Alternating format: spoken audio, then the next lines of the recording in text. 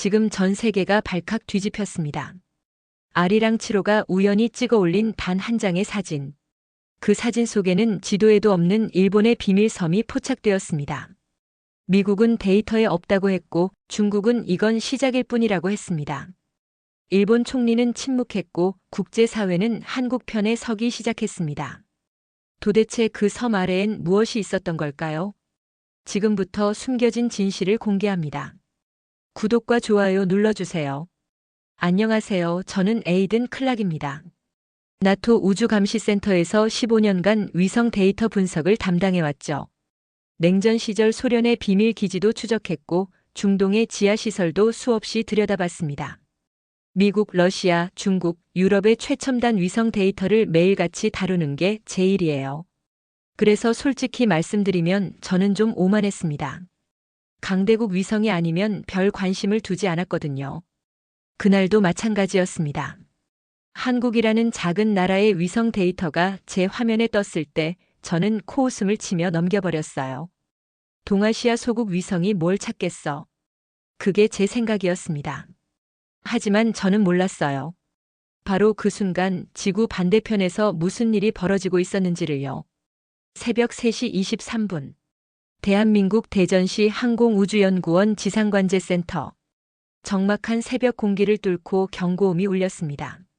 삐삐삐삐. 당직 근무 중이던 이정훈 연구원이 모니터를 확인했어요. 아리랑 7호의 궤도 데이터에 이상이 감지된 겁니다. 플러스 마이너스 0.11도의 미세한 흔들림. 위성 전문가가 아니면 무시할 수준의 오차였죠. 하지만 아리랑 7호는 달랐습니다. 0.3m 해상도를 자랑하는 이 위성에게 0.11도의 흔들림은 촬영 각도를 수십 킬로미터나 틀어버릴 수 있었어요. 자동 보정 알고리즘이 작동했습니다. 위성이 스스로 각도를 조정하면서 원래 촬영 예정이 아닌 구역으로 렌즈가 향했어요. 뭐야 이게? 이 연구원이 좌표를 확인하는 순간 그의 얼굴이 굳어졌습니다. 우리 촬영 구역이 아닌데. 좌표가 왜 여기로 튀지? 화면에 찍힌 좌표는 한반도 동해안이 아니었어요. 일본 영해 깊숙한 곳이었습니다. 그것도 어떤 지도에도 표시되지 않은 해역이요. 이 연구원은 급히 국제해양지도 데이터베이스를 열어봤습니다. 해당 좌표에는 아무것도 없었어요. 빈 바다로 표시되어 있었죠. 위성은 이미 셔터를 눌러버린 뒤였습니다. 0.3m 해상도의 광학 센서와 다중분광 열 센서가 동시에 작동했어요. 원래라면 절대 촬영하지 않았을 구역의 이미지가 저장되어 버린 거죠. 이 연구원이 이미지를 열었습니다. 처음에는 그냥 바다와 작은 섬이었어요. 별거 아니라고 생각했죠. 오류로 찍힌 이미지니까 삭제하면 그만이니까요. 동해에는 이름 없는 작은 암초들이 수백 개나 있으니까 대수롭지 않게 여겼습니다. 그런데 확대 버튼을 누르는 순간 그의 손이 멈췄습니다. 47m. 완벽한 직선이 화면을 가로지르고 있었어요. 주변의 절벽과 암석은 전부 자연적인 곡선인데 딱 하나만 인공적인 직선이었습니다. 금속성 반사값이 선명하게 감지됐어요. 자연에서 47m나 되는 완벽한 직선은 존재하지 않습니다. 파도도 바람도 어떤 자연 현상도 이런 구조를 만들 수 없어요. 47m. 이건 인공 구조입니다. 파도가 만들 수 있는 형태가 아니에요. 옆자리에서 졸고 있던 김수연 책임연구원이 벌떡 일어났습니다. 20년 경력의 베테랑이었죠. 뭐라고? 두 사람이 모니터 앞에 나란히 섰어요. 확대 또 확대. 해상도를 최대로 올렸습니다. 0.3m 해상도의 위력이 드러났어요. 지상에 있는 골프공도 식별할 수 있는 정밀도였죠. 구조물의 표면 재질까지 선명하게 보였습니다. 의심의 여지가 없었어요. 누군가 저 섬에 뭔가를 만들어 놓은 거였습니다. 김책임이 10채널 데이터를 호출했습니다. 아리랑 7호에 탑재된 한국 독자 개발 다중분광 열 센서였어요. 이 센서 기술은 한국만 보유하고 있었습니다. 지하 수십 미터까지 열 분포를 감지할 수 있는 장비였죠. NASA에서 기술 이전을 요청했다가 거절당한 적도 있었어요. 그만큼 독보적인 기술이었습니다. 데이터가 화면에 뜨는 순간 관제센터의 공기가 얼어붙었습니다. 지하 14m, 섭씨 29도에서 35도 사이를 오가는 열흐름이 감지됐어요. 그것도 규칙적인 주기로요. 정확히 4분 32초 간격. 올라갔다 내려갔다. 올라갔다 내려갔다. 마치 심장이 뛰는 것처럼요. 저온도 흐름은. 김책임의 목소리가 떨렸습니다. 장비가 돌아가는 패턴입니다. 자연적인 지열 현상이 아니었어요. 화산지대의 열원은 일정한 온도를 유지하거나 아주 천천히 변화합니다. 하루에 1도 정도밖에 변하지 않죠. 하지만 이건 기계였어요. 대형 발전기나 산업용 장비가 아니면 저런 열 패턴은 나올 수가 없었습니다. 뭔가 큰 장비가 저 섬 지하에서 가동되고 있었어요. 이 연구원이 분석 AI를 가동했습니다. 항우연이 자체 개발한 군사 구조물 판독 시스템이었죠. 이 AI는 전 세계 군사 시설의 데이터베이스와 비교 분석을 수행하도록 설계되어 있었습니다. 광학 데이터, 열 데이터, 금속 반사값을 종합적으로 분석하는 데 걸리는 시간은 단 몇 초였어요. 3초, 5초, 7초. 화면에 빨간색 경고 메시지가 떴습니다. 경고 합금 반사값이 군사용 복합 티타늄과 유사함. 일치율 87.3%. 두 사람이 동시에 숨을 멈췄어요. 군사용 복합 티타늄. 일반인들은 이 소재의 이름조차 들어본 적이 없을 겁니다. 스텔스 전투기, 핵잠수함, 미사일 경납고에만 쓰이는 극비 소재예요. 민간 시설에서는 절대로 발견될 수 없는 물질이었습니다. 그 비싼 소재가 지도에도 없는 작은 섬에서 감지되고 있었어요. 이 연구원의 목소리가 떨렸습니다. 보고해야 하는 거 아닙니까? 김책임이 고개를 끄덕이려는 순간 관제센터 서버에서 알림음이 울렸습니다. 업로드 완료. 이 연구원의 얼굴이 새하얗게 질렸어요. 잠깐. 업로드 취소. 급하게 키보드를 두드렸습니다. 손가락이 떨렸어요. 하지만 화면에는 냉정한 메시지만 떠올랐습니다. 취소 불가. 아리랑 7호의 모든 촬영 데이터는 국제우주감시 네트워크에 자동으로 공유되도록 설정되어 있었습니다. 투명성을 위한 국제협약의 일부였죠. 위성이 촬영한 이미지는 4분 이내에 미국, 유럽, 일본을 포함한 18개국의 우주기관 서버에 동시 업로드됩니다. 촬영 시각 3시 23분, 업로드 완료 시각 3시 27분. 이미 갔습니다. 김책임의 목소리가 가라앉았어요. 이제 그 사진은 전 세계 18개국의 서버에 저장되어 있었습니다. 삭제는 불가능했죠. 두 사람은 서로를 바라봤어요. 무거운 침묵이 흘렀습니다. 위성의 작은 오류가 어떤 결과를 불러올지 그 순간에는 아무도 몰랐습니다. 바로 그 시각 나토 센터의 제 모니터에도 알림이 떴습니다. 저는 한국 위성 데이터라는 걸 확인하고 별 관심 없이 넘겼어요. 아리랑 7호? 0.3m 해상도. 글쎄, 작은 나라가 저런 스펙을 뽑을 수 있을까? 과장이거나 실제 성능이 한참 못 미치겠지. 저는 그렇게 생각하며 커피를 한 모금 더 마셨습니다. 동아시아 소국 위성이 뭘 찾겠어. 어차피 노이즈일 거야. 그게 제 생각이었습니다. 얼마나 오만했는지 그때는 몰랐어요. 그로부터 정확히 11분 58초 후, 일본 외무성에서 긴급 전문이 발송되었습니다. 11분 58초. 저는 이 숫자의 의미를 나중에야 깨달았습니다. 한국 아리랑 7호가 그 섬을 촬영하고 국제 네트워크의 사진이 업로드된 지 정확히 11분 58초 만에 일본 외무성에 긴급 전문이 도착했어요. 수신자는 한국 외교부였습니다. 해당 사진을 즉시 삭제하라. 대전 항우연 관제센터의 이정훈 연구원과 김수연 책임연구원은 이 전문을 받아들고 서로를 바라봤습니다. 뭔가 이상했어요. 전문의 내용은 단 한 줄이었는데 좌표도 없었고 촬영 시각도 없었고 어떤 위성이 찍었는지도 언급하지 않았습니다. 그냥 해당 사진이라고만 했어요. 김책임이 천천히 입을 열었습니다. 이 속도. 일본이 국제망을 실시간 감시한다는 뜻인데?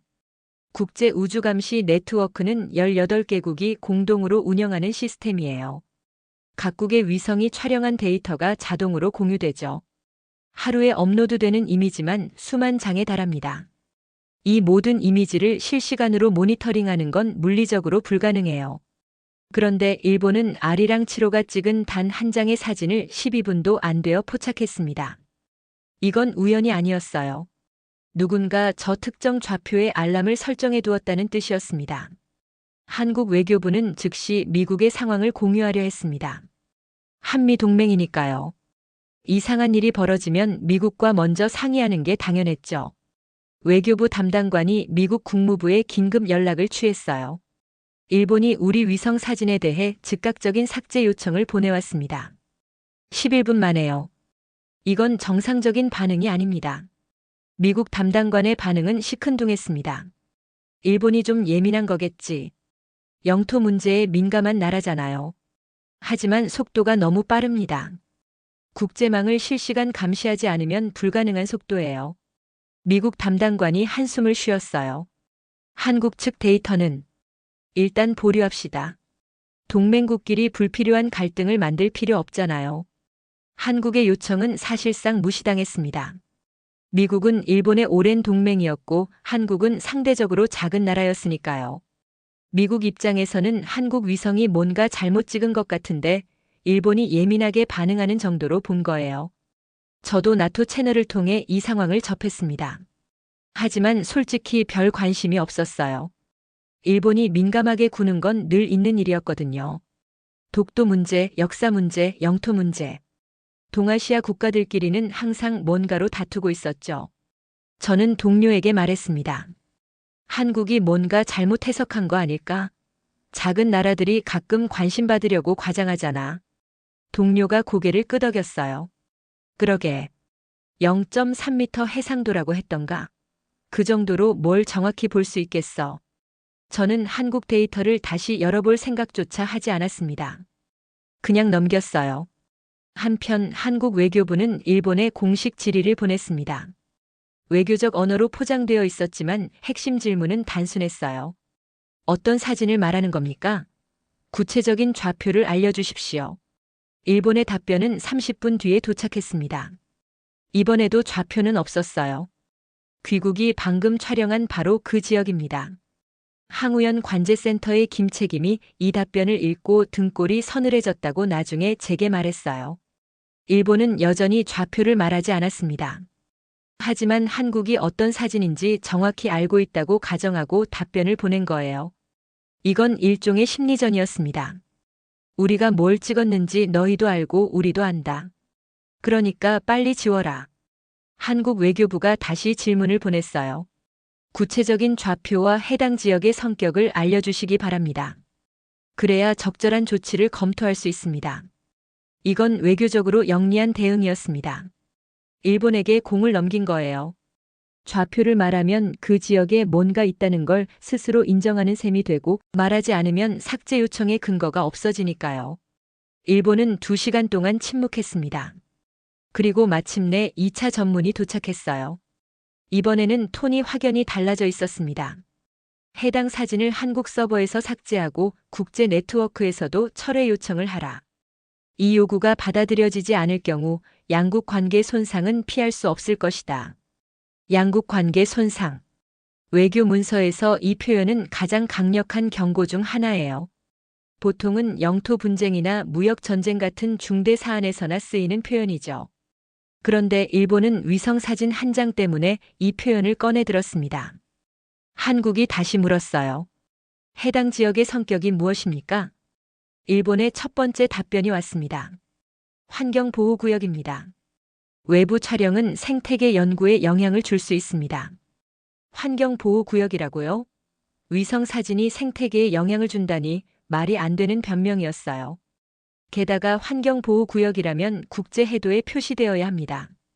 하지만 저 섬은 어떤 지도에도 나와 있지 않았죠. 한국이 이 점을 지적하자 일본의 설명이 바뀌었습니다. 해당 시설은 민간 해양연구소입니다. 기업 비밀이 포함되어 있어 외부 공개가 어렵습니다. 민간 연구소라고요? 그런데 왜 외무성이 직접 나서서 삭제를 요구하는 겁니까? 민간 기업의 문제라면 해당 기업이 법적 절차를 밟아야 하는 거 아닙니까? 게다가 아리랑 7호의 AI가 감지한 건 군사용 복합 티타늄이었어요. 이 소재를 사용하는 민간 연구소는 세계 어디에도 없습니다. 한국이 다시 반박하자 일본의 설명이 또 바뀌었어요. 단순한 구조물일 뿐입니다. 과거에 설치된 기상 관측 장비의 잔해입니다. 김책임이 이 답변을 듣고 코웃음을 쳤다고 해요. 기상 관측 장비가 지하 14m에서 섭씨 29도에서 35도 사이를 오가는 열을 발생시킨다고요? 그리고 그 열이 정확히 4분 32초 주기로 맥동한다고요? 세상에 그런 기상 장비는 존재하지 않습니다. 거짓말이 계속 바뀌고 있어요. 이 연구원이 말했습니다. 처음에는 환경보호구역, 그 다음에는 민간연구소, 이제는 기상 관측 장비. 세 가지 설명이 완전히 다른 이야기였어요. 하나라도 사실이라면 나머지 둘은 거짓말이 되는 거죠. 한국은 이 상황을 다시 미국에 알렸습니다. 일본의 변명이 계속 바뀌고 있다고요. 뭔가 숨기고 있는 게 분명하다고요. 미국의 반응은 여전히 미지근했어요. 일본이 좀 혼란스러운 것 같네요. 내부 조율이 안 된 거겠죠. 시간을 두고 지켜봅시다. 나토에 저도 이 보고를 받았습니다. 하지만 저는 여전히 관심이 없었어요. 일본이 변명을 바꾸는 건 그냥 관료주의적 혼선이라고 생각했거든요. 동아시아 국가들끼리 사소한 일로 신경전 벌이는 거겠지. 저는 그렇게 치부해버렸습니다. 한국만 진지했어요. 다른 누구도 들어주지 않는데 한국만 이 사안을 파고들고 있었죠. 한국 국가정보원이 추가 분석에 착수했습니다. 아리랑 7호가 촬영한 시점에 저 해역에서 무슨 일이 있었는지 확인하려고요. 그들은 일본 해상교통관제 시스템의 공개 데이터를 뒤졌어요. 선박 자동식별장치 기록이었죠. 그리고 그들은 충격적인 사실을 발견했습니다. 아리랑 7호가 그 섬을 촬영한 새벽 3시 23분. 정확히 같은 시간에 일본 해상보안청 순시선 한 척이 섬 주변 해역에 있었어요. 하지만 이상한 점이 있었습니다. 그 순시선의 항적이요. 보통 순시선은 직선 또는 지그재그 패턴으로 해역을 순찰합니다. 효율적으로 넓은 구역을 커버하기 위해서죠. 그런데 이 순시선은 달랐어요. 순시선은 섬을 중심으로 정확히 원형 궤도를 그리며 돌고 있었습니다. 반경 약 800m. 속도는 시속 12노트로 일정했어요. 마치 무언가를 지키고 있다는 듯이요. 정보원 분석관이 데이터베이스를 뒤졌습니다. 이 패턴을 어디선가 본 적이 있었거든요. 찾았습니다. 이 패턴은 일반적인 해상 순찰이 아닙니다. 분석관이 말했어요. 군사 교범에 나오는 실험 구역 통제 패턴과 정확히 일치해요. 미사일 시험 발사나 무인기 비행 테스트 때 사용하는 경계 방식입니다. 환경보호구역을 순찰하는데 군사 경계 패턴이 필요할까요? 민간 연구소를 지키는데 해상보안청. 순시선이 원형으로 돌 필요가 있을까요? 한국은 확신했습니다. 저 섬에는 뭔가 있다. 일본이 숨기고 있는 뭔가가. 하지만 아무도 들어주지 않았어요. 미국은 동맹국끼리 갈등 만들지 말자고 했고 나토에 저는 작은 나라가 관심받으려고 과장하는 거겠지라고 생각했죠. 일본은 계속 거짓말을 바꿔가며 시간을 끌었고요. 한국만 홀로 진실을 추적하고 있었습니다. 그때는 몰랐어요. 한국이 옳았다는 걸. 그리고 우리가 얼마나 큰 실수를 하고 있었는지를요. 오전 9시 19분. 상황이 완전히 뒤바뀐 순간이었습니다. 한국 외교부의 미국 국방우주감시국, 약칭 DSO에서 1급 비밀 전문이 도착했어요. 저는 나토 채널을 통해 이 전문의 존재를 알게 되었죠. 처음에는 대수롭지 않게 생각했습니다. 미국이 한일 갈등의 중재 의견이라도 보낸 거겠지 정도로요. 하지만 전문의 내용은 제 예상과 완전히 달랐습니다. 해당 좌표 시설은 미국 자료에 존재하지 않는다. 한국 외교부 담당관이 이 전문을 읽고 되물었어요. 빈칸이라고요? 미국 DSO 담당관이 대답했습니다. 네, 기록 자체가 없습니다. 저는 이 대화 내용을 접하고 처음으로 의아함을 느꼈어요. 미국이 모른다고요? 이건 말이 안 되는 상황이었습니다. 미국과 일본은 1960년대부터 군사정보 공유 협정을 맺고 있거든요. 상호방 위조약에 따라 양국은 자국 영토 내의 모든 군사시설 정보를 공유하도록 되어 있었죠. 특히 미국은 일본 전역에 위성 감시망을 가동하고 있었어요. 오키나와의 미군 기지부터 홋카이도의 레이더 시설까지 미국이 모르는 일본의 군사 시설은 없다고 알려져 있었습니다. 미국의 정찰 위성들은 일본 영토를 수시로 촬영하고 있었고 그 데이터는 모두 미국 국방부 데이터베이스에 저장되어 있었죠. 그런데 미국이 저 섬의 존재를 모른다고 합니다. 미국 DSO는 한국이 제공한 좌표를 자체 데이터베이스와 대조해 봤어요. 결과는 충격적이었습니다. 해당 좌표에 대한 정보가 전혀 없었어요. 지난 11년간 미국 위성이 저 해역을 촬영한 사진이 총 48장 있었는데 단 한 장도 정상적인 이미지가 아니었습니다. 모든 사진에서 해당 좌표 주변 약 2km 반경이 흐릿하게 처리되어 있었어요. 마치 오래된 TV 화면에 노이즈가 낀 것처럼요. 미국 분석관들이 이 현상을 정밀 분석했습니다. 결론은 이랬어요. 이건 자연적인 간섭이 아닙니다. 인공적인 전파 교란 신호가 감지됩니다. 누군가 의도적으로 미국 위성의 눈을 가린 거였습니다. 11년 동안이나요. 미국 DSO 분석관이 평가서를 작성했어요. 누군가 의도적으로 우리 눈을 가렸다. 이 수준의 선택적 전파 은폐 기술은 매우 고도화된 것이다. 미국 내부에 긴장감이 돌기 시작했습니다. 동맹국 일본이 미국 몰래 뭔가를 숨기고 있었다는 뜻이니까요. 이건 단순한 외교 문제가 아니었어요. 동맹 간 신뢰의 문제였습니다. 미국 국방부는 즉시 일본 방위성에 공식 질의서를 보냈습니다. 내용은 단순했죠. 해당 좌표에 무엇이 있는지 설명하라. 왜 미국 데이터베이스에서 이 지역이 공백으로 처리되어 있는지 해명하라. 일본의 대응은 침묵이었습니다. 5시간 30분 동안 아무런 답변이 없었어요. 이건 동맹국 사이에서는 극히 이례적인 일입니다. 미국이 공식 질의서를 보내면 보통 몇 시간 안에 최소한 접수 확인이라도 오거든요. 하지만 일본 방위성은 마치 질의서를 받지 못한 것처럼 행동했습니다. 미국 국방부 내에서 불안감이 커지기 시작했어요. 동맹 간 협정 위반 가능성이 제기되었습니다. 일본이 미국에게 숨기면서까지 비밀 군사시설을 운영하고 있었다면 이건 심각한 신뢰 문제였죠. 저는 나토 센터에서 이 상황을 지켜보며 처음으로 불편함을 느꼈습니다. 잠깐, 미국도 모른다고? 동맹인데? 저는 동료에게 물었어요. 미일 동맹이면 군사시설 정보를 공유하는 거 아니야? 동료가 고개를 끄덕였습니다. 당연하지. 미국이 모르는 일본 군사시설은 없어야 정상이야. 근데 미국이 모른다고 하네. 저는 처음으로 한국 데이터를 다시 열어봤습니다. 아까 무시하고 넘겼던 그 파일이요. 아리랑 7호가 촬영한 이미지를 확대해봤어요. 47m 직선 구조물. 지하 14m 열원. 군사용 복합 티타늄 반사갑. 솔직히 말하면 데이터 자체는 인상적이었습니다.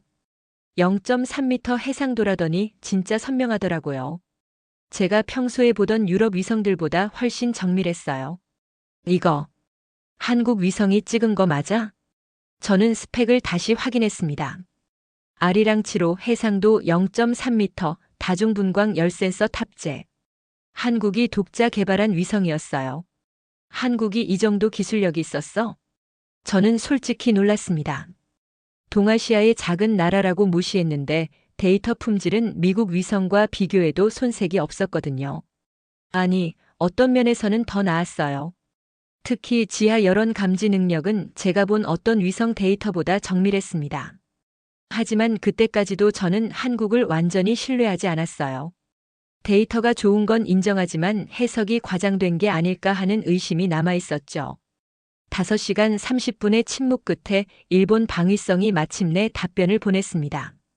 하지만 그 내용은 미국의 분노를 더욱 키우는 것이었어요. 해당 사안은 현재 내부 검토 중입니다. 상세 내용은 추후 통보하겠습니다. 미국 DSO 국장이 이 답변을 읽고 책상을 내리쳤다는 이야기를 나중에 들었습니다. 내부 검토 중이라고요? 동맹국이 공식 질의를 했는데 나중에 알려주겠다는 대답밖에 못하는 겁니까? 미국은 더 이상 기다리지 않았어요. DSO는 자체적으로 시설 규모를 추정하기 시작했습니다. 한국이 제공한 열 데이터와 구조물 크기를 바탕으로 건설 비용을 역산한 거죠. 결론이 나왔습니다. 시설 규모는 최소 760억 엔에서 1120억 엔급으로 추정됩니다. 760억 엔이면 한화로 약 7천억 원이에요. 최대 1120억 엔이면 1조 원이 넘는 규모였죠. 이 정도 비용을 들여서 14년간 비밀리에 운영한 시설이라면 단순한 연구소일 리가 없었습니다. 미국 DSO가 최종 평가를 발표했어요. 이 시설은 지역 안보를 흔드는 사안입니다. 사건이 완전히 다른 차원으로 격상되었습니다. 한일 양국 간의 사소한 마찰이 아니었어요. 미국이 지역 안보라는 표현을 쓸 때는 심각한 군사적 위협을 의미하거든요. 미국은 저 섬의 시설이 단순한 연구소나 관측소가 아니라고 판단한 겁니다. 저도 이제 이 사안을 가볍게 볼 수 없게 되었어요. 나토 센터에서 긴급 회의가 소집되었고 저는 한국 위성 데이터를 정식으로 분석하라는 지시를 받았습니다. 그때 새로운 알림이 떴어요.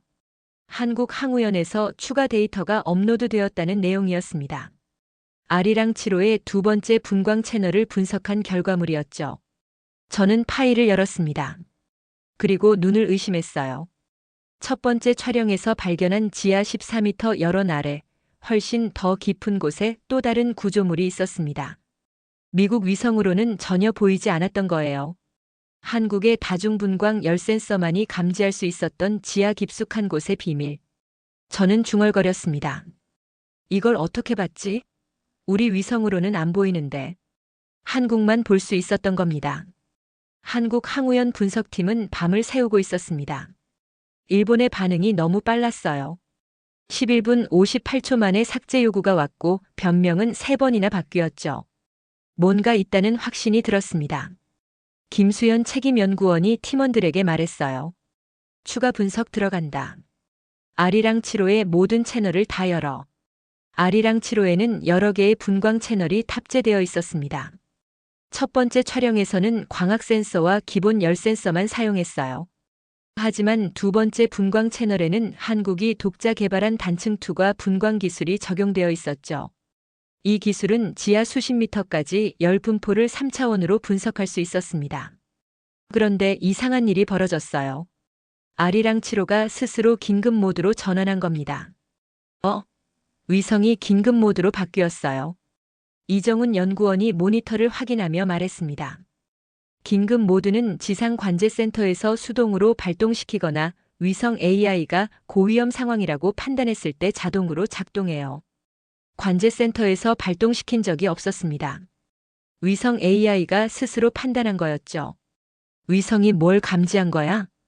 김책임이 물었어요. 대답은 곧 화면에 나타났습니다.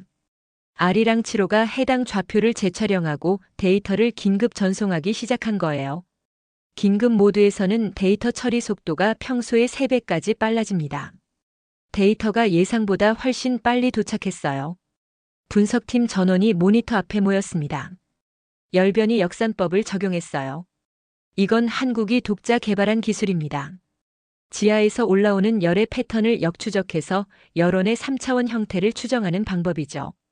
일반적인 열화상 분석보다 3배 이상 깊은 곳까지 들여다볼 수 있었습니다. 화면에 새로운 이미지가 떴어요. 지하 14m. 첫 번째 촬영에서 감지했던 열원이 훨씬 선명하게 나타났습니다. 하지만 이번에는 크기까지 정확히 측정할 수 있었어요. 가로 41m, 세로 69m. 직사각형 형태의 거대한 열원이었습니다. 면적으로 환산하면 약 2,800평방미터. 축구장 절반 크기였어요. 하지만 더 충격적인 건 온도 분포였습니다. 31.7도. 이 연구원이 중얼거렸어요. 균일 온도? 이건 공장 수준입니다. 김책임이 화면을 확대하며 확인했습니다. 2,800평방미터 전체가 섭씨 31.7도로 완벽하게 균일했어요. 오차는 플러스 마이너스 0.3도에 불과했죠. 자연에서 이런 온도 균일성은 불가능합니다. 화산지대든 온천지대든 지열 활동이 있는 곳은 항상 온도 차이가 있어요. 중심부가 뜨겁고 가장자리가 차가운 식으로요. 하지만 이 열원은 전체가 완벽하게 같은 온도를 유지하고 있었습니다. 이 정도 온도 균일성을 유지하려면 중앙 집중식 냉난방 시스템이 필요해요. 그것도 군사시설급에. 김책임의 말에 분석팀 전원이 침묵했습니다. 하지만 진짜 충격은 그 다음이었어요. 단층 투과 분광 기술이 더 깊은 곳을 보여주기 시작한 겁니다. 지하 38m. 수직으로 내려가는 거대한 구조물이 감지되었습니다. 원통형이었어요. 직경 12m, 깊이 38m. 마치 거대한 엘리베이터 통로처럼 생겼습니다. 이건 출입구입니다. 이 연구원이 말했어요. 규모가 너무 큽니다. 직경 12m면 대형 장비나 차량이 드나들 수 있는 크기예요.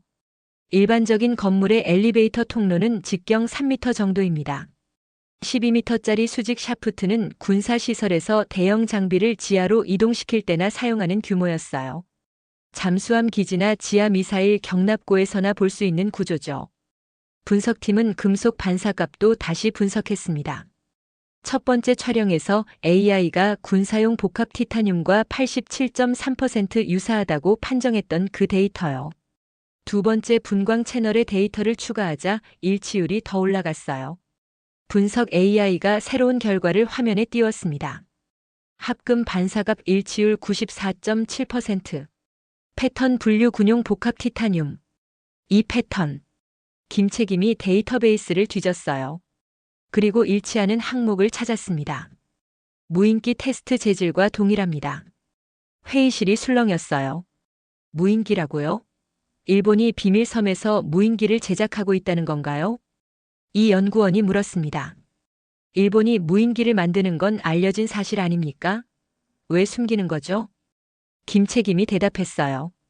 장소가 문제야. 일본의 공식 무인기 개발 시설은 전부 미국과 정보를 공유하고 있어. 그런데 이 섬은 미국도 모르는 곳이잖아. 동맹국한테 숨기면서까지 비밀리에 뭔가를 만들고 있다면 이건 단순한 방위 목적이 아닐 가능성이 높아. 한국 분석팀은 자료를 정리하기 시작했습니다. 47m 직선 구조물, 지하 14m의 가로, 41m 세로, 69m 열원, 지하 38m의 수직 샤프트, 군용 복합 티타늄. 모든 데이터가 하나의 결론을 가리키고 있었어요. 일본은 국제사회와 동맹국 모두에게 숨긴 채 비밀 군사시설을 운영하고 있었습니다. 바로 그 시각 나토 센터에서 저는 같은 데이터를 받아보고 있었어요. 한국이 국제 네트워크의 추가 분석 결과를 공유한 겁니다. 저는 화면을 보며 눈을 의심했습니다. 지하 14m의 열지도 38m 깊이의 수직 샤프트. 이게 진짜라고? 저는 즉시 나토 위성 데이터를 호출했어요. 같은 좌표를 우리 위성으로도 확인해 보려고요. 유럽 위성들은 해상도가 0.5m에서 1m 사이였습니다. 한국보다는 못하지만 그래도 꽤 정밀한 편이었죠. 결과가 나왔어요. 지상 구조물은 어렴풋이 보였습니다. 하지만 지하는 전혀 보이지 않았어요. 한국이 감지한 14m 깊이의 열원도 38m의 수직 샤프트도 우리 위성으로는 전혀 파악이 안 됐습니다. 이상하다.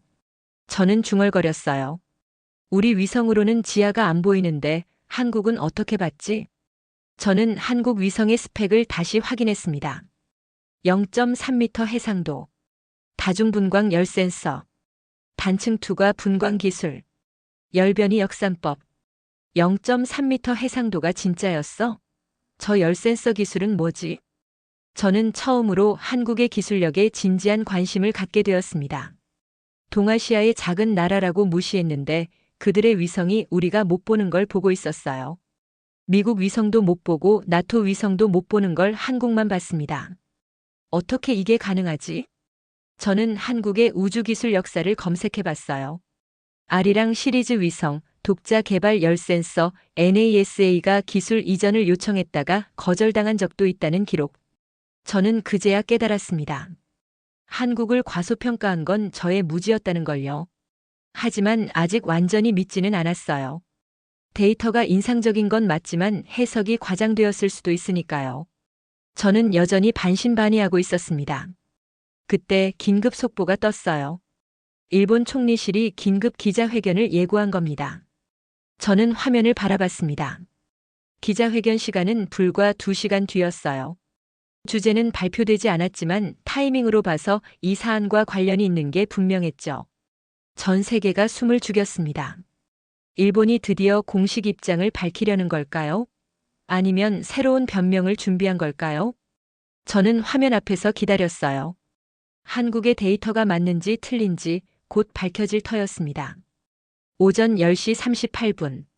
일본 총리실이 긴급 브리핑을 공지했습니다. 주제는 최근 보도된 사안에 대한 정부 입장이라고만 되어 있었어요. 하지만 타이밍으로 봐서 그 섬에 관한 발표라는 건 누구나 알 수 있었습니다. 저는 나토 우주감시센터의 대형 화면 앞에 앉았어요. 동료들도 하나둘 모여들었습니다. 한국 외교부도 즉시 비상대기 체제에 들어갔고 미국 국무부와 국방부도 실시간 모니터링을 시작했죠. 전 세계의 이목이 도쿄 총리 관저로 집중되고 있었습니다. 기자회견장은 총리 관저 1층의 대회견실이었어요. 보통 이곳에서 열리는 브리핑에는 30명에서 50명 정도의 기자가 참석합니다. 하지만 이날은 달랐어요. 회견 시작 1시간 전부터 200명이 넘는 기자들이 몰려들었습니다. 일본 국내 언론뿐 아니라 CNN, BBC, 로이터, AFP 등 세계 주요 언론사의 특파원들도 모두 자리를 잡았죠.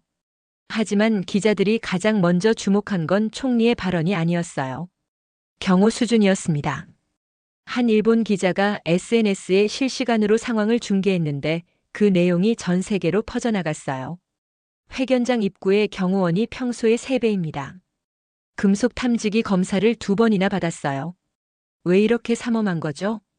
다른 기자는 이렇게 썼습니다. 회견장 주변에 검은 양복의 남자들이 곳곳에 배치되어 있습니다. 이건 총리 경호실 인원이 아닙니다. 군 정보부 소속으로 보여요. 저는 나토 센터에서 이 글들을 실시간으로 확인하고 있었어요. 뭔가 심상치 않다는 느낌이 들었죠. 기자회견에 군 정보부가 동원될 이유가 뭐가 있겠습니까? 총리가 발표할 내용이 그만큼 민감하다는 뜻이었어요. 아니면 총리 자신이 그만큼 불안하다는 뜻이거나요. 오전 11시 정각 회견장의 문이 열렸습니다. 저는 화면을 통해 그 장면을 지켜봤어요. 다카이치 총리가 들어서는 순간 저는 무언가 잘못되었다는 걸 직감했습니다. 총리의 얼굴이 창백했어요. 평소 TV에 나오는 자신감 넘치는 모습이 아니었습니다. 눈 밑에는 어두운 그림자가 져 있었고 입술은 바짝 마른 것처럼 보였죠. 걸음걸이도 평소와 달랐어요. 어딘가 급하면서도 주저하는 모순된 움직임이었습니다. 하지만 가장 눈에 띄는 건 총리의 오른손이었어요. 그녀의 손에는 구겨진 종이 한 장이 들려 있었습니다.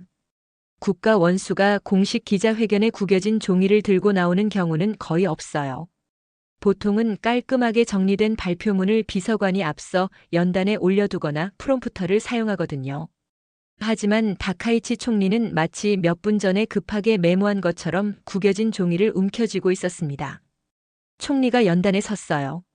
기자들의 플래시가 터지고 회견장이 일순간 고요해졌습니다. 모든 카메라가 총리의 입술에 집중했어요. 전 세계가 그녀의 다음 말을 기다리고 있었죠. 저도 숨을 죽이고 화면을 바라봤습니다. 다카이치 총리가 종이를 펼쳤어요. 그녀의 손이 미세하게 떨리고 있었습니다. 저는 화면을 통해서도 그 떨림을 볼 수 있었어요. 그녀가 입을 열었습니다. 목소리는 낮고 빨랐어요. 보도된 사안에 대해 정부는 답변할 수 없습니다. 그게 전부였습니다. 총리는 그 한 문장을 읽자마자 종이를 접었어요. 그리고 기자들이 질문을 던지기도 전에 연단을 내려섰습니다. 경호원들이 재빨리 총리를 둘러싸고 회견장 뒷문으로 이동했어요.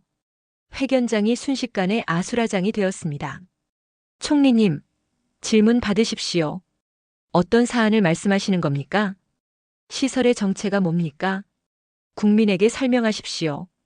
기자들이 일제히 소리쳤지만 총리는 뒤도 돌아보지 않았어요. 뒷문이 닫혔고 회견장에는 혼란만 남았습니다. 저는 화면 오른쪽 하단의 시간 표시를 확인했어요.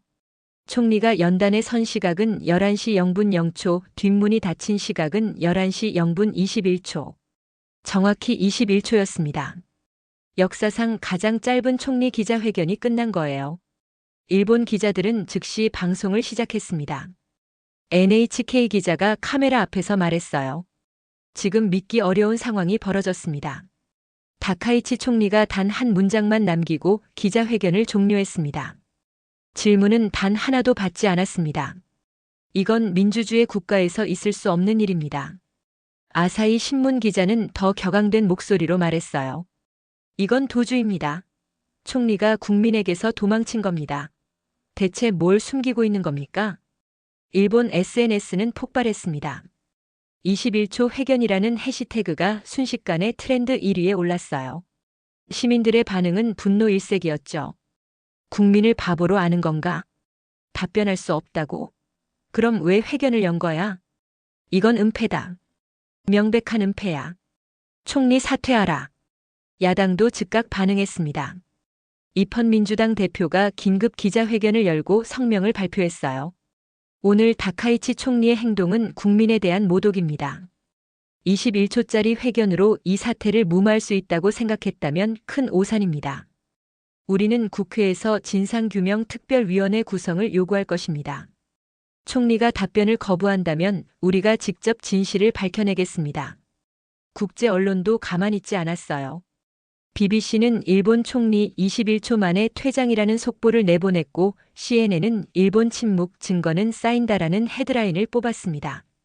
로이터 통신은 일본 정부 비밀시설 의혹에 사실상 답변 거부라고 보도했죠. 저는 나토 센터에서 이 모든 상황을 지켜보며 충격에 빠졌습니다. 21초. 고작 21초 만에 도망쳤어요. 저는 15년간 국제 정치를 지켜봤지만 이런 광경은 처음이었습니다. 국가 원수가 저렇게 노골적으로 회피하는 모습은요. 저는 화면을 바라보며 중얼거렸어요. 저건 답변할 수 없는 게 아니라 답변하면 끝나는 거야. 동료가 고개를 끄덕였습니다. 거짓말을 하기엔 이미 증거가 너무 많이 나왔고 진실을 말하기엔 너무 치명적인 거겠지. 저는 그 순간 깨달았어요. 한국이 맞았다는 걸요. 처음에 한국 위성 데이터가 올라왔을 때 저는 무시했습니다. 동아시아 소국 위성이 뭘 찾겠어. 그게 제 생각이었죠. 일본이 삭제를 요구했을 때도 저는 일본이 예민한 거겠지라고 치부했어요. 미국이 자체 분석을 시작했을 때도 저는 반신반의했습니다. 하지만 지금 눈앞에서 벌어지는 광경은 부정할 수 없었어요. 일본 총리가 21초 만에 도망쳤습니다. 국가 원수가 저렇게 도망치는 건 숨길 게 있을 때뿐이에요. 한국이 처음부터 맞았어. 우리가 무시한 거야. 저는 스스로에게 말했습니다. 쓴웃음이 났어요. 저 작은 나라가 14년간 강대국들이 못 찾은 걸 찾아냈어. 미국도 못 봤습니다. 11년간 48장의 위성 사진을 찍었는데도 아무것도 발견하지 못했어요. 나토도 못 봤습니다. 저를 포함한 유럽의 분석관들 중 아무도 저 섬의 존재를 몰랐죠. 일본은 14년간 그 시설을 숨기는 데 성공했어요. 그런데 한국이 찾아냈습니다. 위성의 작은 흔들림으로 우연히 찍힌 한 장의 사진이 모든 걸 밝혀낸 거예요. 0.3m 해상도와 독자 개발 열 센서 기술이 강대국들이 보지 못한 진실을 보여줬습니다. 저는 제 오만함을 처음으로 인식했어요. 한국을 과소평가한 건 저의 무지였습니다. 작은 나라라고 무시한 건 저의 편견이었어요. 그때 긴급 알림이 떴습니다. 미국 국가안보회의 NSC에서 보낸 통보였어요. 저는 내용을 확인하고 숨을 멈췄습니다. 시설은 무기 생산 패턴과 일치한다. 미국이 공식적으로 인정한 거예요. 한국의 분석이 맞았다고. 저 섬에는 진짜로 비밀 군사 시설이 있었고 일본은 14년간 그걸 숨겨왔다고. 한국이 옳았습니다. 처음부터요. 21초 기자회견 이후 국제사회의 반응은 폭발적이었습니다. 저는 나토 우주감시센터에서 각국의 움직임을 실시간으로 모니터링하고 있었어요. 그리고 불과 24시간 만에 상황이 완전히 뒤바뀌는 것을 목격했습니다. 며칠 전까지 한국을 무시하던 강대국들이 이제는 한국의 데이터를 기다리고 있었어요. 세상이 뒤집힌 거죠. 가장 먼저 움직인 건 미국이었습니다. 미국 국가안보회의가 해당 시설은 무기 생산 패턴과 일치한다고 통보한 지 6시간 뒤 미국 국무부가 공식 성명을 발표했어요. 내용은 간결했지만 파급력은 엄청났습니다. 미국 정부는 동맹국들과 협력하여 해당 시설에 대한 공동 검증을 요청합니다. 한국 정부가 동의하면 우리는 수집된 모든 자료를 나토, EU, 유엔과 즉시 공유할 준비가 되어 있습니다. 저는 이 성명을 읽으면서 눈을 의심했어요. 미국이 한국에게 동의를 구하고 있었습니다. 불과 며칠 전까지 미국은 한국의 요청을 무시했어요. 동맹국끼리 불필요한 갈등 만들지 맙시다라고 했죠. 그런데 지금은 한국의 동의를 기다리고 있었습니다. 완전한 입장 변화였어요. 더 중요한 건 미국이 한국 데이터를 기준점으로 삼았다는 거예요. 미국은 자체 위성 데이터가 있었습니다. 11년간 48장의 사진을 촬영했죠. 하지만 그 데이터로는 지하시설을 파악할 수 없었어요. 오직 한국의 아리랑치로만이 진실을 보여줬습니다. 그래서 미국은 한국 데이터를 중심으로 공동 검증을 진행하겠다고 한 거예요. 한국 정부는 미국의 요청에 즉각 동의했습니다. 외교부 대변인이 기자회견에서 말했어요. 대한민국은 투명성의 원칙에 따라 모든 관련 자료를 국제사회와 공유할 준비가 되어 있습니다. 우리는 숨길 것이 없습니다. 이 발언은 일본의 21초 회견과 극명하게 대비되었습니다.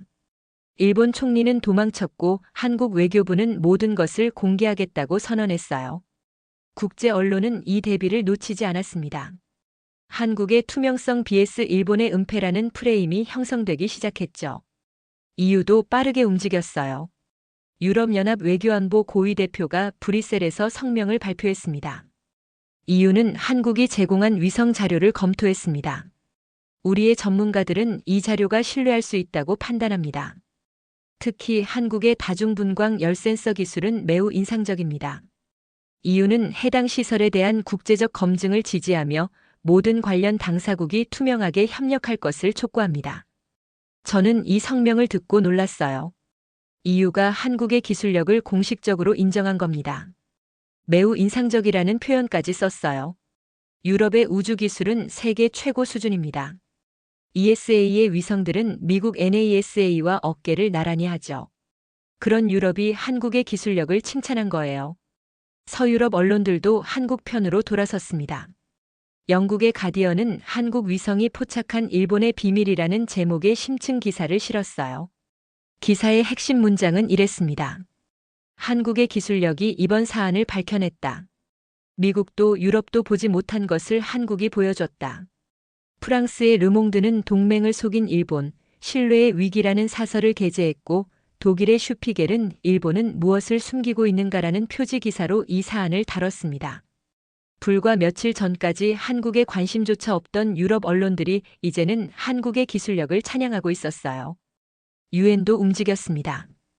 유엔 군축국이 긴급 회의를 소집하고 성명을 발표했어요. 유엔 군축국은 최근 보도된 시설에 대해 깊은 우려를 표명합니다. 해당 시설이 국제군축협정을 위반했을 가능성이 제기되고 있습니다. 우리는 중립적인 국제조사단 파견을 검토하고 있으며 관련 당사국의 전면적인 협조를 요청합니다. 중립조사단 파견 검토. 이건 유엔이 꺼낼 수 있는 가장 강력한 카드 중 하나였어요. 국제조사단이 파견되면 일본은 시설을 공개할 수밖에 없습니다. 거부하면 국제사회 전체를 적으로 돌리는 셈이 되니까요. 일본은 완전히 수세에 몰렸습니다. 외무성이 뒤늦게 성명을 발표했지만 내용은 공허했어요. 일본 정부는 국제사회의 우려를 인지하고 있으며 적절한 시기에 적절한 방식으로 대응할 것입니다. 적절한 시기, 적절한 방식. 이 모호한 표현은 아무것도 말하지 않는 것과 마찬가지였죠. 21초 회견에서 도망친 뒤로 일본은 제대로 된 해명을 단 한 번도 하지 못했습니다. 그런데 이 와중에 예상치 못한 일이 벌어졌어요. 일본 내부에서 익명의 제보가 나온 겁니다. 제보자는 자신을 전직 방위성 관계자라고 소개했어요. 그는 일본의 한 탐사보도 매체에 문서 한 묶음을 전달했습니다. 문서에는 B17이라는 코드명과 함께 시설의 설계도 일부가 포함되어 있었죠. 설계도에는 날짜가 적혀 있었는데 무려 11년 전이었습니다. 저는 나토 센터를 통해 이 문서의 사본을 입수했어요. 한국 정보당국도 같은 문서를 받았죠.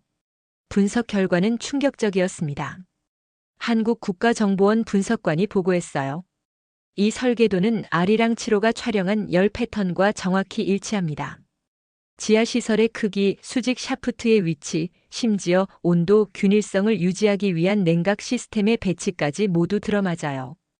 이건 내부자가 아니면 절대로 만들 수 없는 자료입니다. 11년 전 설계도라는 건 일본이 최소 11년 전부터 이 시설을 계획하고 건설했다는 뜻이었어요. 그리고 그 11년 동안 미국과 국제사회의 눈을 완벽하게 속여왔다는 의미이기도 했죠. 하지만 한국은 단 한 장의 사진으로 그 비밀을 밝혀냈습니다. 0.3m 해상도와 독자 개발 열 센서 기술로요. 제보자는 추가 메시지도 남겼어요. 저는 더 이상 침묵할 수 없었습니다. 이 시설의 존재를 알면서도 입을 다물고 있는 것이 양심에 견딜 수 없었어요. 일본 국민도 국제사회도 진실을 알 권리가 있습니다. 일본 정부는 이 제보에 대해 출처 불명의 문서에 대해서는 논평하지 않겠다고 했지만 설계도의 정확성은 이미 검증된 상태였어요. 한국 데이터와 완벽하게 일치했으니까요. 부정해봤자 소용없었습니다. 저는 나토 센터에서 이 모든 상황을 지켜보며 감회가 복잡했어요. 불과 며칠 전까지 저는 한국을 무시했습니다. 동아시아 소국 위성이 뭘 찾겠어라고 생각했죠. 하지만 지금은 전 세계가 한국 데이터를 기준으로 움직이고 있었습니다. 불과 며칠 전까지 다들 한국을 무시했는데 저는 동료에게 말했어요. 지금은 모두가 한국 데이터를 기다리고 있어. 미국도 EU도 유엔도. 동료가 고개를 끄덕였습니다. 세상이 뒤집혔어. 완전히. 정말 그랬어요. 한국이라는 작은 나라가 국제 정치의 중심에 섰습니다. 그들의 위성 기술이 강대국들도 보지 못한 진실을 밝혀냈고 이제 모든 나라가 한국의 분석을 기다리고 있었어요. 저는 제 오만함이 얼마나 어리석었는지 다시 한번 깨달았습니다. 그때 또 다른 긴급 속보가 떴어요. 중국 외교부가 정례 브리핑에서 이례적인 발언을 했다는 내용이었습니다. 저는 영상을 재생했어요. 중국 외교부 대변인이 기자의 질문에 답하는 형식이었는데 그 내용은 전혀 정례적이지 않았습니다. 중국은 이 사안을 면밀히 주시하고 있습니다. 우리는 독자적인 정보를 보유하고 있으며 적절한 시기에 공개할 준비가 되어 있습니다. 기자들이 술렁였어요. 독자적인 정보라니 그게 무슨 뜻입니까? 대변인은 잠시 멈췄다가 덧붙였습니다. 한 가지만 말씀드리겠습니다. 저 시설, 일본이 혼자 만든 것이 아닙니다. 회견장이 순간 얼어붙었어요. 저도 화면 앞에서 숨을 멈췄습니다. 일본이 혼자 만든 게 아니라고요? 그럼 누가 도왔다는 겁니까? 상황이 완전히 새로운 국면으로 접어들고 있었습니다. 일본이 혼자 만든 것이 아닙니다. 중국 외교부 대변인의 이 한마디가 전 세계를 뒤흔들었습니다. 저는 나토 우주감시센터에서 이 발언을 실시간으로 지켜봤어요. 회견장의 기자들이 술렁이는 소리가 화면 너머로도 들렸습니다. 도대체 무슨 뜻인지 아무도 이해하지 못했어요. 일본이 혼자 만든 게 아니라면 누가 도왔다는 겁니까? 중국 외교부는 그날 오후 추가 브리핑을 예고했습니다. 이번에는 외교부가 아니라 국가안전부, 약칭 MSS에서 직접 나온다고 했어요. MSS는 중국의 정보기관입니다. 미국의 CIA에 해당하는 조직이죠. 정보기관이 공개 브리핑을 하는 건 극히 이례적인 일이었어요. 무언가 큰 게 터질 거라는 예감이 들었습니다. 오후 3시 베이징에서 MSS 대변인의 브리핑이 시작됐어요. 전 세계 언론이 실시간으로 중계했습니다. 저도 화면 앞에서 숨을 죽이고 지켜봤죠. MSS 대변인이 먼저 입을 열었습니다. 중국 국가안전부는 해당 시설에 대해 독자적인 정보를 수집해왔습니다. 우선 명확히 밝히겠습니다. 한국이 공개한 위성 자료는 사실과 일치합니다. 일본 정부는 이 발언에 충격을 받았을 거예요.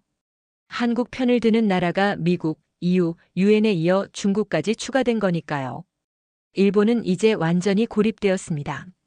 동맹국 미국도 경쟁국 중국도 국제기구도 전부 한국의 분석이 맞다고 인정한 상황이었어요. 하지만 진짜 폭탄은 그 다음이었습니다. 기자가 질문했어요. 아까 일본이 혼자 만든 게 아니라고 하셨는데 그게 무슨 뜻입니까? MSS 대변인이 잠시 멈췄습니다. 회견장이 조용해졌어요. 그가 천천히 입을 열었습니다. 그렇게 단순하지 않습니다. 기자석이 완전히 정적에 휩싸였어요. 저도 화면 앞에서 숨을 멈췄습니다. 우리는 9개월 전부터 해당 해역의 이상 징후를 감지하고 있었습니다. 해저 음파 탐지 시스템을 통해 비정상적인 진동 패턴을 포착했죠. 또한 전자파 감시를 통해 일본 본토와 해당 지역 사이의 암호화된 통신도 확인했습니다. 9개월이라고요? 중국은 9개월 전부터 이 시설의 존재를 알고 있었던 겁니다. 그런데 왜 지금까지 침묵했던 걸까요? MSS 대변인이 설명을 이어갔어요. 우리가 수집한 전자파 패턴을 분석한 결과 해당 시설의 통신 체계는 일본 단독 기술로는 구현이 어려운 수준이었습니다. 누군가 기술을 제공했거나 공동으로 개발했을 가능성이 있습니다. 회견장이 웅성거리기 시작했어요. 기자들이 손을 들며 질문을 쏟아냈습니다. 배후가 누구라고 보십니까? 구체적인 증거가 있습니까? 어느 나라가 관여했다는 겁니까? MSS 대변인은 손을 들어 질문을 제지했어요. 현 시점에서 배후에 대해 단정 짓기는 어렵습니다. 다만 이 시설이 일본의 단독 프로젝트가 아니라는 점은 분명합니다. 우리는 관련 정보를 계속 수집하고 있으며 적절한 시기에 추가 공개할 것입니다. 일본은 이제 단순한 은폐 의혹을 넘어 국제적 공모 의혹까지 받게 되었습니다. 상황이 완전히 새로운 국면으로 접어든 거예요. 하지만 저를 정말 놀라게 한 건 그 다음 발언이었습니다. 기자가 물었어요. 중국은 9개월간 감시했다고 하셨는데 왜 시설의 정확한 규모를 파악하지 못했습니까? MSS 대변인의 표정이 미묘하게 변했습니다. 약간 불편해 보였어요. 그가 대답했습니다. 솔직히 말씀드리겠습니다. 우리도 9개월간 감시했지만 정확한 규모와 깊이는 파악하지 못했습니다. 회견장이 다시 술렁였어요.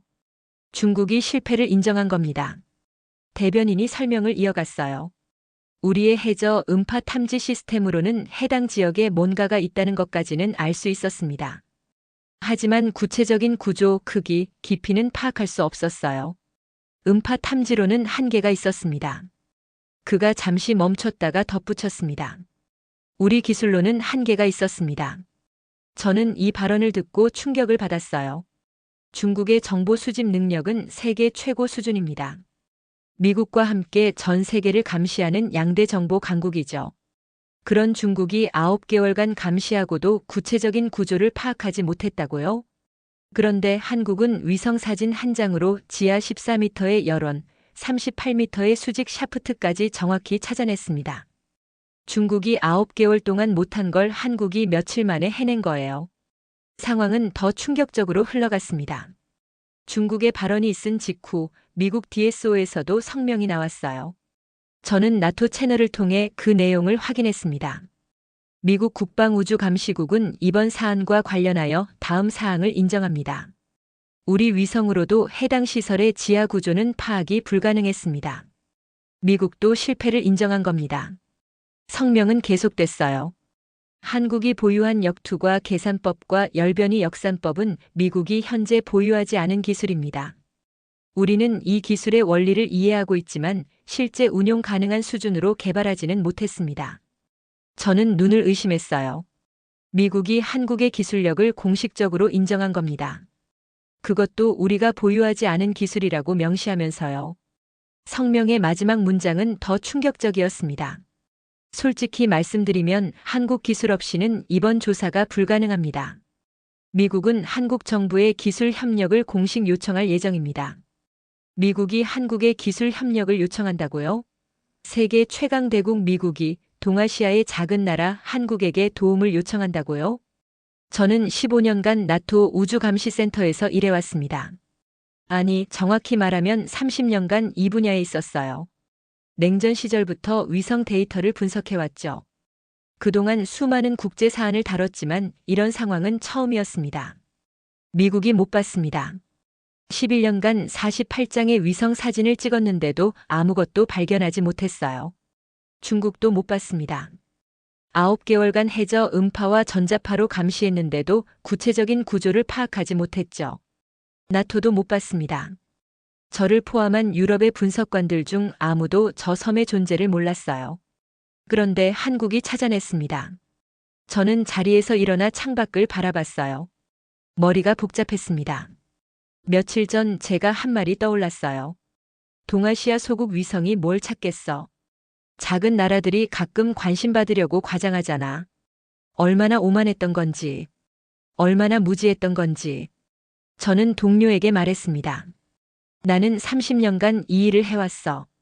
미국 위성도 분석했고, 러시아 위성도 분석했고, 중국 위성도 분석했지. 동료가 고개를 끄덕였어요. 그런데 말이야. 미국이 못 보고 중국이 못 보고 나토가 못 본 걸. 저 작은 나라가 봤어. 저는 한숨을 내쉬었습니다. 우리가 무시한 그 나라가. 동료가 물었어요. 한국 기술이 정말 그렇게 대단한 거야? 저는 고개를 끄덕였습니다. 한국의 기술력은 솔직히 우리를 넘어섰어. 적어도 이 분야에서는 인정하기 싫었지만 부정할 수 없는 사실이었어요. 0.3m 해상도의 광학 센서, 독자 개발 다중분광 열 센서, 역투과 계산법, 열변이 역산법. 이 기술들이 합쳐져서 강대국들도 보지 못한 진실을 보여줬습니다. 그때 MSS 브리핑의 마지막 부분이 화면에 떴어요. 대변인이 퇴장하기 직전에 남긴 말이었습니다. 마지막으로 한 가지만 더 말씀드리겠습니다. 기자들이 일제히 펜을 들었어요. 우리의 분석에 따르면 한국이 발견한 지하시설은 빙산의 일각일 가능성이 있습니다. 한국이 본 건 표면일 뿐입니다. 우리는 더 깊은 곳에 또 다른 구조가 있다고 봅니다. 회견장이 다시 술렁였어요. 더 깊은 구조라고요? 대변인이 마지막 문장을 남겼습니다. 하지만 그걸 볼 수 있는 건 한국뿐입니다. 회견장이 완전히 얼어붙었어요. 저도 화면 앞에서 멍하니 앉아 있었습니다. 중국이 공식적으로 인정한 거예요. 자신들도 못 보는 걸 한국만 볼 수 있다고. 세계 정보 강국 중국이 한국의 기술력 앞에 손을 든 겁니다. 중국 MSS 대변인의 마지막 발언이 전 세계를 뒤흔들었습니다. 한국이 본 건 표면일 뿐입니다. 더 깊은 구조가 있습니다. 하지만 그걸 볼 수 있는 건 한국뿐입니다. 이 말은 곧 현실이 되었어요. 미국, 중국, EU가 동시에 한국 정부에 공식 요청을 보냈습니다. 자국이 수집한 모든 데이터를 한국에 제공할 테니 한국의 기술로 통합 분석해달라는 내용이었어요. 저는 나토 우주감시센터에서 이 상황을 지켜보며 믿을 수가 없었습니다. 세계 강대국들이 한국에 도움을 요청하고 있었어요. 불과 며칠 전까지 무시당하던 그 나라에게요. 한국 항우연 분석팀은 즉시 작업에 착수했습니다. 미국의 위성 데이터 48장, 중국의 해저, 음파 데이터 9개월치, EU의 전자파 감시 기록, 그리고 한국 자체의 아리랑 7호 데이터가 모두 대전 관제센터로 모였어요. 역사상 전례 없는 규모의 다국적 정보 통합 작업이었습니다. 김수현 책임연구원이 팀원들에게 말했어요. 세계 어느 나라 기술로도 이건 못 봅니다. 오직 우리만 가능해요. 집중합시다. 한국의 독자 기술인 역투과 계산법과 열변이 역산법이 가동되었습니다. 이 기술들은 한국이 10년 이상 독자적으로 개발한 것이었어요. NASA도 ESA도 중국 우주국도 보유하지 못한 기술이었죠. 미국이 기술 이전을 요청했다가 거절당한 적도 있었습니다. 그만큼 독보적인 기술이었어요. 분석팀은 먼저 기존에 발견한 지하 14m 열원과 38m 수직 샤프트의 데이터를 재검토했습니다.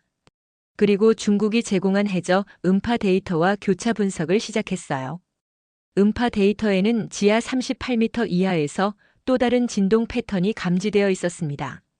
중국은 이 패턴이 무엇인지 파악하지 못했지만 한국의 열변이 역산법은 달랐어요. 컴퓨터가 12시간 동안 연산을 수행했습니다. 그리고 마침내 결과가 화면에 떴어요. 분석팀 전원이 숨을 멈췄습니다. 지하 38m 아래 또 다른 거대한 공간이 있었어요. 첫 번째 경납고보다 훨씬 더 큰 규모였습니다. 이정훈 연구원이 수치를 읽어나갔어요. 가로 128m, 세로 94m, 높이 41m. 그가 잠시 말을 멈췄습니다. 계산기를 두드렸어요. 이건 첫 번째 경납고의 4배가 넘는 규모입니다. 김책임이 화면을 확대했어요. 3차원 열지도가 선명하게 나타났습니다. 거대한 돔 형태의 공간이었어요. 내부에는 여러 개의 구획이 나뉘어 있었고 각 구획마다 독립적인 여론이 감지되었습니다. 이건 공장급 조립 공간입니다. 김책임이 말했어요. 개별 연구실이나 경납고 수준이 아니에요. 대형 장비를 조립하고 테스트할 수 있는 규모입니다. 분석팀은 추가 분석을 진행했습니다. 내부 여론의 패턴을 군사시설 데이터베이스와 대조했어요. 결과는 충격적이었습니다. 무기 생산 시설의 패턴과 94.2% 일치했어요. 일본은 14년간 이 거대한 지하시설에서 무기를 생산하고 있었던 겁니다. 미국에게도 국제사회에게도 숨긴 채로요. 한국은 분석 결과를 국제사회에 즉시 공유했습니다. 미국, EU, 유엔이 참여하는 합동조사단이 구성되었고 한국이 기술 총괄을 맡았어요. 세계 강대국들이 한국의 기술 지휘를 받는 전례 없는 상황이 펼쳐진 거죠.